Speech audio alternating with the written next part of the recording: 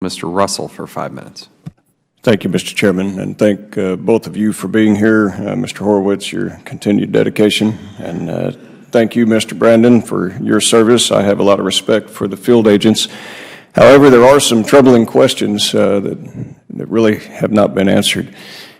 June to August 2010, we had the Eagle Pass and La Pryor seizures. We know that these firearms are being trafficked.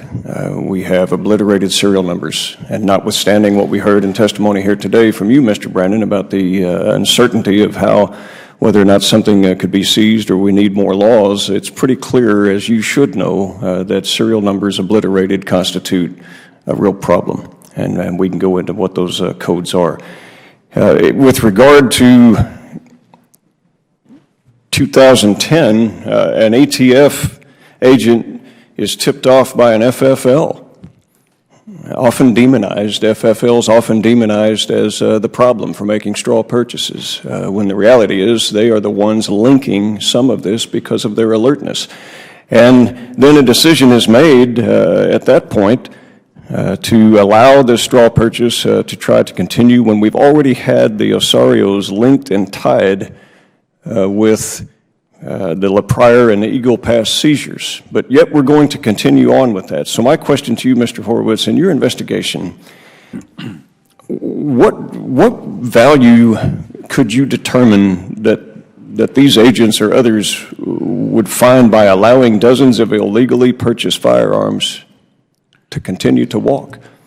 In this review, like in Fast and Furious, I think that's one of the significant concerns we have. This was a different scenario than Fast and Furious, as we outlined, but when you see firearm violations and you have the opportunity to make arrests or take other investigative activity, given the risks associated with them, it's important to do that. The firearms you mentioned at those two seizures had 2 days to 2 weeks of time to crime stats, so which is a real problem. And so, okay, you can kind of look at, well, within the next month they did make a purchase with an agent, but now we have 40 more firearms with obliterated serial numbers.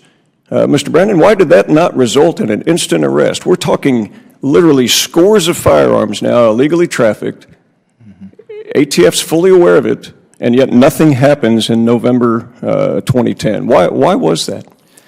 The explanation from the Dallas Field Division, which Bill Temple wasn't in charge. Yeah, we would have liked to have heard from him. But so he used to work for me in Detroit, and he just got to Dallas, I believe, less than a year ago. But I'm not here to defend that, other than that there was a... Why was no arrest made? Why? I mean, we were talking scores of firearms. We know they're going south. Why was no arrest made in November 2010? There was a sensitive DEA investigation going on. Okay. Well, then let's move on from that, because here's another problem that we have. We have the Osarios tied to this, and yet there's some uncertainty on the part of the ATF agents when, by the time they get to February of 2011, they're not sure if they go and they find in the Osarios' bedroom these firearms, whether or not they're allowed to seize them. Well, my goodness, as the only firearms manufacturer in Congress, gee, even I know that if you've got illegal firearms in somebody's bedroom and you had a good warrant to go in and check it out and you got obliterated serial numbers, you're in deep kimchi. So what happened? Well, sir, I agree with the OIG. The group supervisor for the firearms trafficking group, he failed to communicate that to the agents who were in there. It's... Again, I'm not defending it, and how we've... And this is the frustration that we have, Mr. Brandon, because what's happened is that, you know, we had dedicated agents like yourself lost their life because people were not doing their job. And worse, we had a desire on the part, which we've been trying to get to the bottom of people to allow these firearms to walk south for reasons yet to be determined. And yet everyone wants to sweep that under the rug. And with regard to my colleagues that have stated about the law and the need for more laws, I would remind everyone the 1968 Gun Control Act requires serial numbers and has. 18th U.S. Code Section 922K, 26 U.S. Code 5861, paragraph G, lays out requirements for what constitutes legal firearms. And it's illegal to possess firearms that have serial numbers removed, obliterated, or altered. Mr. Brandon, are you familiar with Don't Lie for the Other Guy program? Yes, with the National Shooting Sports Foundation. Sure, and not only them, but my goodness, for 17 years now we've had that program. Is it or is it not a felony to make a straw purchase? And here we're talking about the need from your own mouth in acknowledgement to some of my colleagues' queries that we need to have a law to prevent this type of trafficking or straw purchases. Are you not aware of the Don't Lie for the Other Guy program?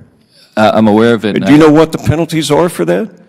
Yeah, there's a 5-year felony and a 10-year felony. No, it's 10 years, sir. Oh, 10-year felony for federal crime and up to $250,000 fine. You can find that in U.S. Code 18, Section 924C and E. Be happy to show it to you. Here's the problem.